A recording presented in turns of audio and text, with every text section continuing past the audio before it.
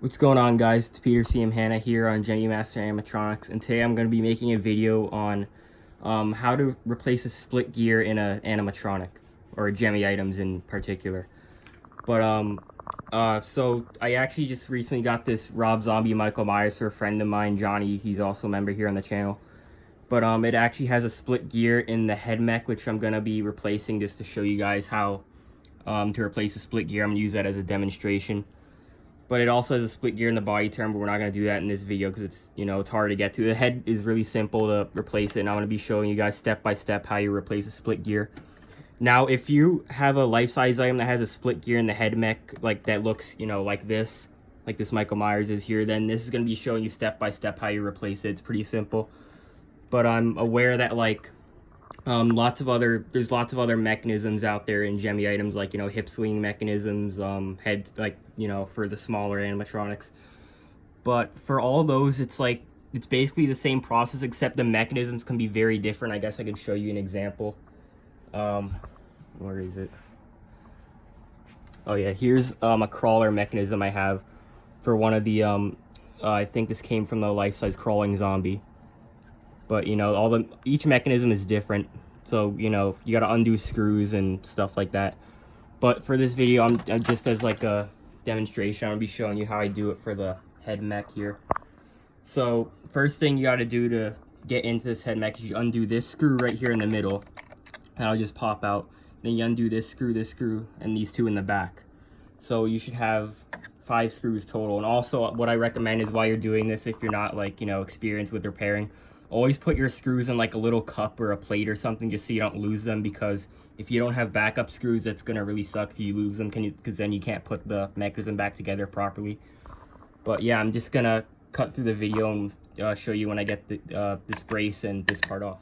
So once you undo all those screws, you just have the brace here. You just put that to the side, out of the way, and then you have this piece here. And usually what I do is I just hang it over the edge like this, just that it's out of the way. But also just be careful that you don't pull on this too much, or it doesn't get snagged while you're working on it, because these wires can become disconnected very easily.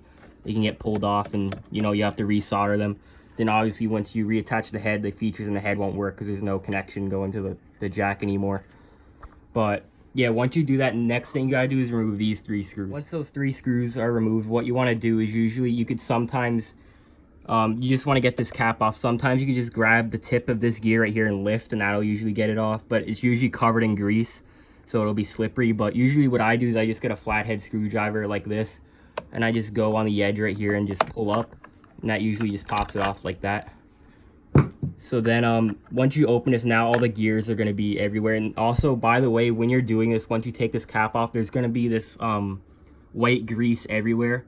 And it's just there to help, the gears, because it's a gearbox. You want the gears to move properly, so they put grease in there to reduce the friction. But basically, when you're doing this, if you don't like getting the grease on your hands, you might want to wear latex gloves or something while you do this, just to avoid that.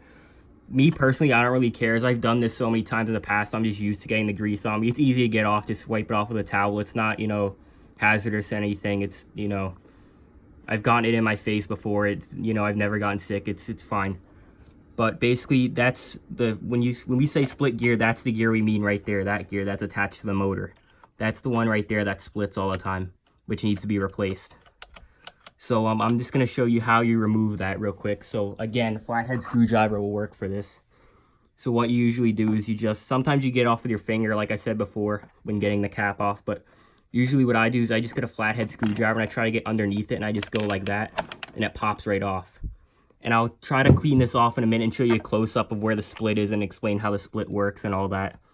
But yeah, I'll get back to you once I clean this off so I could show you guys a better look at it. Okay, so I cleaned the gear off, and I actually have it, this is kind of weird, but I have it attached to my fingernail, because that's kind of the only way I can show the split on camera and it actually shows up.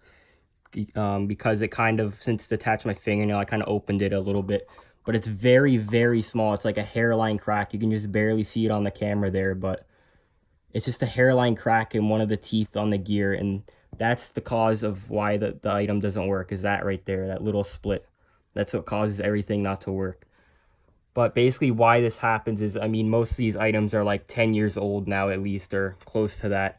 So with age, the plastic just gets brittle, and the plastic ages. And then once it continues to be used after all that time, it just eventually just gets worn out and it splits due to like the high torque of the motor spinning and the pressure inside the mechanism. It just causes it to fail. So that's why, you know, it splits. But, you know, it's really simple just to replace it. Once you replace it, it'll be good as new again. Yeah, there's a really good shot there. You can see the hairline crack in it. But yeah, once that happens, you just want to do away with this gear. Just throw it away. Don't get it mixed up with your new ones. And now I'm going to explain the new gears and where you buy them and all that. So there's actually at least 3 different types that Gemmy items use, at least from my experience. There's 10 tooth, which are right here. These are actually, wait, yeah, those are the 10 tooths right there. Then these, I believe, are 8 tooths, and then these are 9 tooths. And each mechanism, it's different, like which number of teeth it has. And actually, the number of teeth is very important because some mechanisms you can't, like, say I tried to put a 9 or 8 tooth in this head mech I just did here, because the head mech takes a 10 tooth. If I tried to put one of these in there, it would work, but it would either sound really bad or it would move way farther than it's supposed to, or way slower than it's supposed to. It all depends on the number of teeth. Just one tooth can make a huge difference. Because when they design these, the gearing ratio is very specific, and it was designed for a certain number of teeth. So just when you're replacing the gear, make sure you know the correct number of teeth, and then you buy that replacement. But as far as buying these, there's actually a lot of places you could buy them, but most come from China, which sucks because that usually, at least if you live in America, it takes forever for it to get shipped here. But they're like dirt cheap. You get them for really cheap. You just got to make sure you order the right kind. But what I'm going to do is I'm going to link in the description of where you can buy the 9 tooths, 8 tooths, and the 10 tooths. So you guys can have, you know, a confirmed place where you could buy them. They'll probably sell out after I make this video, but I don't know. I guess I'll try to update it as best I can if they sell out. But yeah, you just got to know which tooth the mechanism takes, and you just buy replacements. And like you can see, they come in like a pack of a ton of them. These ones I've used a lot more of. These are the 9 tooths. I don't use them as often, but the 8s and the 10s I tend to use a lot more. So there's like fewer of them left. I'm gonna have to order more soon. But yeah, so Michael here takes a 10 tooth. So what I'm gonna do is I'm gonna take one of these out of the bag, and I'll show you how I get the gear back on the motor. Okay, so I got a brand new 10 tooth right here. And basically what you got to do is you got to get it on this motor shaft. And it's a very tight fit, so sometimes this can be tricky. But you can see the motor right here is held in with these 2 Phillips screws. Just make sure those are tight. And usually what I do to get it on is I just go like this with one finger, and I just push down until I feel like it's attached. You might have to push very hard. And you got to make sure it goes down far enough. See, I didn't even get it on there on that first try. But you just got to push really hard, and eventually it'll go on. See, I just got it on there, but it's got to go on farther, so I just keep pushing. But you got to make sure the motor is still, you know, the motor isn't loose or something, so because if you keep pushing, the motor might fall down into the body, and you don't want that. But you just keep pushing. I might need 2 hands for this, so I might have to do it off. Okay, so I had to go off camera there for a second to get it on because I need to use both hands. But yeah, I got it on, and where you want it is just about where you see it here is where the top of the motor shaft is, like at the top of the gear, just like that, right in line. So when you run your finger across the top of it, it's flat like that. And then sometimes what you want to do is just take a little grease from some of the other gears and just rub it on there, just, you know, grease it up a bit before you put it back together. And then you want to line the gears up back together like so, like you did here. They're all right side up except for this one here. This first one goes upside down. You make sure all the shafts are in correctly. Then this gear here, you want this part here up top, and you just stick it right in the middle like that. And usually what you want to do is you want to have it right in the middle. It's usually what I do, like that, so that this plus sign here is just straight, like right about there, so that when you put the head back on, it'll be like straight facing forward. Get this lined up with the gears like this. You see these 3 holes, that's where the 3 spindles go, just like this. Here, I'll try to film this as best as I can, but right about there. And this could be tricky to get on exactly sometimes. Yeah, see, I didn't get it on there.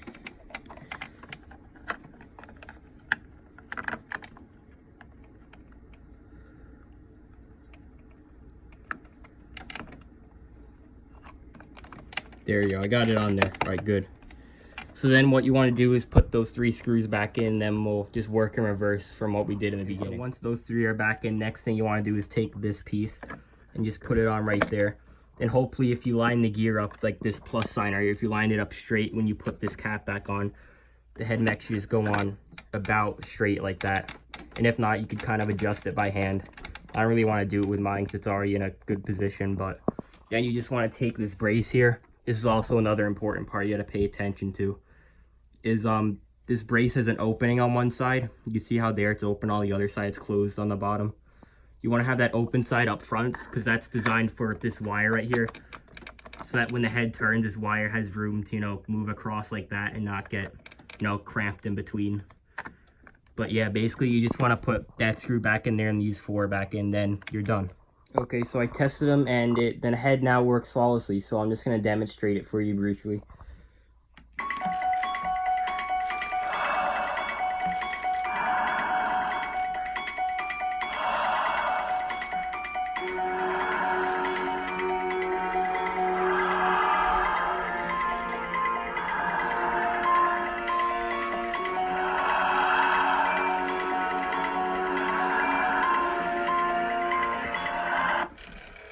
Yeah, I'm not going to do the whole activation. You saw the head move a lot there. But yeah, that's basically how you replace a gear in a Gemmy life-size head mechanism. Or just how you replace a gear in general. Now, I understand that I only showed, like, you know, the step-by-step how to do it with a Gemmy life-size head mech. And there's tons, and I mean, like, tons of other mechanisms out there. And other, like, you know, smaller items, like tabletop items and what have you. So what I'm gonna say is, if you have an item that you don't know how to get to the mechanism or how to open it or whatever, just in the comments just say what item it is, and then and like what, you know, movement it is you're trying to repair, whether it be like the arm swing, the mouth movement, whatever it may be, and I'll try to reply to you, or someone here on the channel will try to reply to you, and we'll try to give you help with how to open up that mechanism or how to get inside of it. But yeah, like I said, I'll leave the links in the description where you can buy all of the 3 different types of gears that Gemmy uses. And yeah, thanks for watching. I'll see you in the next video.